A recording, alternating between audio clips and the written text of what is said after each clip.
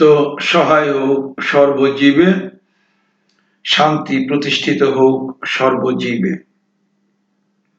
সম্মানিত সুধী, যারা মুর্শিদ হতে চান তাদের জন্য আমার এই ধারাবাহিক কার্যক্রম। আমরা 4 বছরের একটি কোর্স করতেছি। এই 4 বছরের মধ্যে আমরা শিখব আরবি ভাষায় কথা বলতে, আরবি যে কোনো বই পড়ে অনুবাদ করতে পারবো নিজেই, বা পড়েই বুঝতে পারবো নিজের অনুবাদে, এবং সেই সাথে কোরআনের মধ্যে ইবাদত, আত্মতত্ত্ব বা আত্মদর্শনমূলক কি বিষয় আছে, কোরআনের যে তাসাউফ বা দর্শন, এই বিষয়টা আমরা শিখব এবং সেগুলি শিখে আমরা নিজেরা মুর্শিদ রূপে পরিগণিত হব। তো আমরা পাঠ গ্রহণ করতেছি আদ-দুরুসুল আরাবিয়াহ ইবতেদায়ী প্রথম শ্রেণীর পাঠ্য বই থেকে, যেটা মাদ্রাসা বোর্ড কর্তৃক প্রণীত। তো আসেন আমরা ধারাবাহিক পাঠে চলে যাই। তো সম্ভবত গতকালকে একটা ভুল হয়েছিল আমার, মানে কালকে তো আমার শরীরটা খুব দুর্বল ছিল, তার মধ্যেই করেছি। তো এই যে এখানে আল মাদ্রাসা টু, এই আল মাদ্রাসা টুর জায়গায় অথবা এইখানে মাদ্রাসা টু এই জায়গায় সিন না বলে আমি সা বলে ফেলেছিলাম, মানে বানানো। এখানে আসলে মাদ্রাসা সিন দেওয়া হবে। বিষয়টা আপনারা একটু ভুলটা একটু ক্ষমার চোখে দেখবেন, মানে শরীর দুর্বলতার মধ্য দিয়ে করছি তো, যার জন্য। এখানে হলো একটি হলো তাদরিবাতু, তাদরিবাতু অর্থাৎ প্রশিক্ষণ। কিসের প্রশিক্ষণ? আমাতুন, সাধারণ প্রশিক্ষণ। তাদরিবাত মানে হলো প্রশিক্ষণ, আর আমাত মানে সাধারণ। সাধারণ একটি আমরা প্রক্রিয়া জানবো, একটি সেটা কি?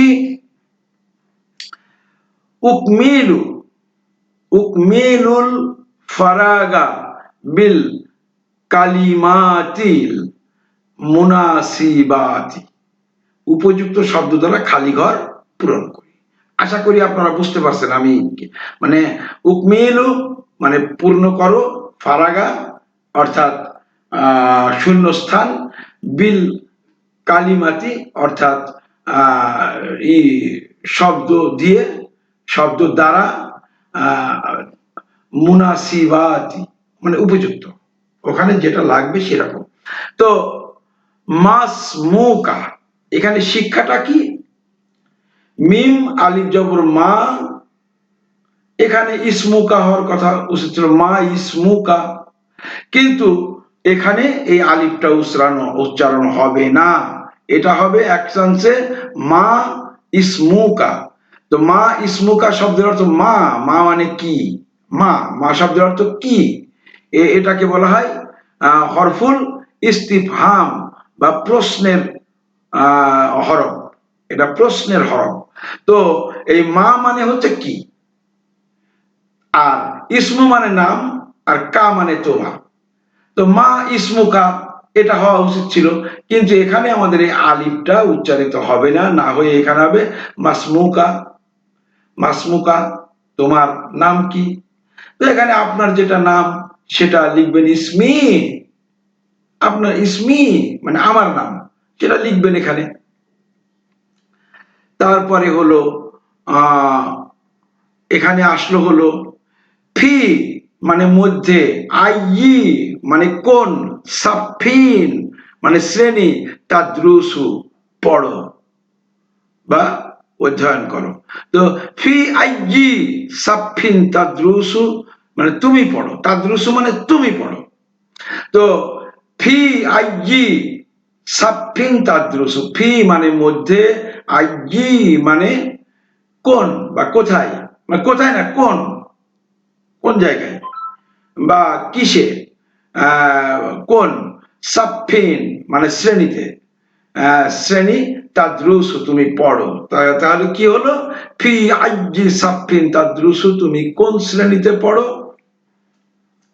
তো এখানে হবে আনা আদ্রুসু ফিস সাফিল আউয়াল, আনা আদ্রুসু ফিস সাফিল আউয়াল, তাহলে এখানে সেটা লিখতে হবে।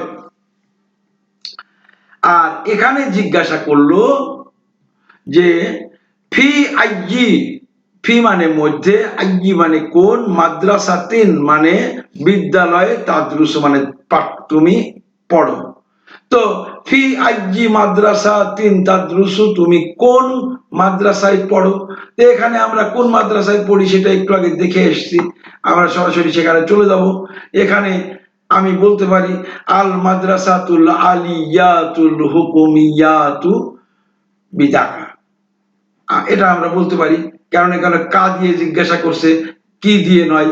কা হলো পুরুষবাচক শব্দ, মানে মুজাক্কার শব্দ, তাই ওটা পুরুষের জবাব। তো এটা হলো সেই পর্যন্ত। তারপরে আরবিতে তোমার পরিচয় দাও। তো আরবিতে আমার পরিচয় দিতে হলে আনা মানে আমি কি, আমার নাম কি, তারপরে আমি কোন শ্রেণীতে পড়ি, এই বিষয়গুলি আপনি ওখানে উপরে যেটা শিখেছেন ঠিক ওইগুলি আপনি বলবেন, সেখানে আপনার নাম দিয়ে। এখানে হলো পড়ি ও লিখি, এখানে আনা, আনা মানে আমি, উমারু মানে উমর, আদ্রুসু মানে আমি পড়ি, ফি মানে মধ্যে, ফিস সাফিল আউয়ালি মানে প্রথম শ্রেণীতে, আনা উমারু মানে পড়ি ও লিখি, কি লিখবো, আনা উমারু আমি উমার, আদ্রুসু ফিস সাফিল আউয়ালু আমি প্রথম শ্রেণীতে পড়ি। এভাবে আপনি আপনার বিষয়টা লিখবেন। তো এরপরে আমরা পরবর্তী পাঠে কথোপকথন বিষয়টা আমরা আলোচনা, সম্ভাষণ, সম্বোধন, প্রথমে কারোর সাথে দেখা হলে আমরা যেভাবে কথা শুরু করি সেই বিষয়গুলি আমরা আগামী পাঠে শিখব। তো এখনকার মতো এ পর্যন্তই। আপনারা আশা করি প্রত্যেকটি পাঠ সুন্দরভাবে মুখস্থ করবেন এবং নিজেরা কথাগুলি বলা শিখবেন, তো বানান করে করে পড়া শিখবেন। তো সেই পর্যন্তই করে আমি এখনকার মতো পাঠ শেষ করছি। সকলের উপরে শান্তি প্রতিষ্ঠিত হোক, সত্য সহায় হোক সর্বজীবে।